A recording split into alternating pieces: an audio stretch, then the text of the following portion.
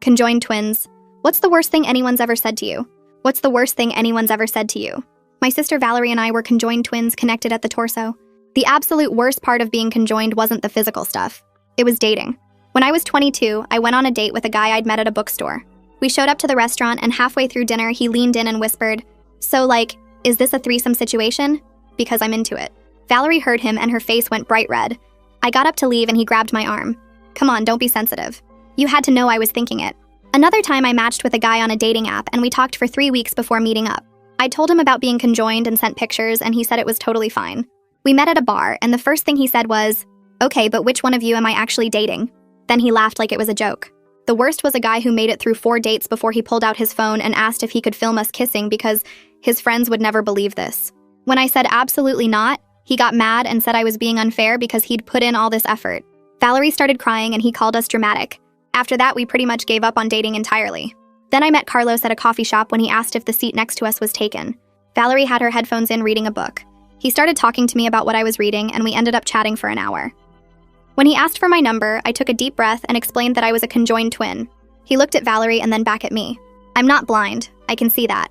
So when can I take you out?" Our first date was at an Italian restaurant. Valerie brought a book and headphones and angled herself away as much as she could. Carlos kept his entire focus on me. He asked about my job and my hobbies and what kind of movies I liked. When the waiter brought the check, Carlos didn't make any weird comments about paying for 2 people. He just paid and said he'd love to see me again.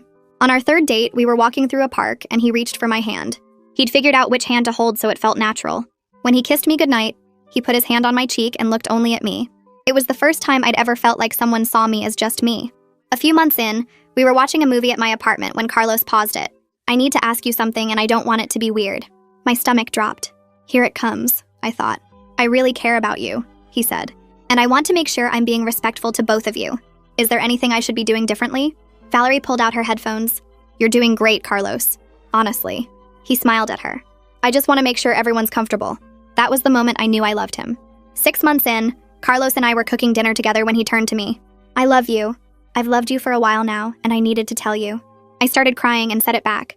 Valerie turned her headphones up louder and focused hard on her book to give us as much mental privacy as possible. A year later, Carlos took me back to the coffee shop where we met. He got down on one knee right there in front of everyone. "You're the most incredible person I've ever met. Will you marry me?" Valerie was crying as hard as I was. Planning the wedding was magical. Carlos came to every dress fitting and helped us find a seamstress who could create something beautiful that worked for both our bodies. Valerie kept insisting on styles she knew I'd love even when they weren't her preference. Carlos's family welcomed us completely. His mom hugged both of us and said she was so happy to have us joining the family.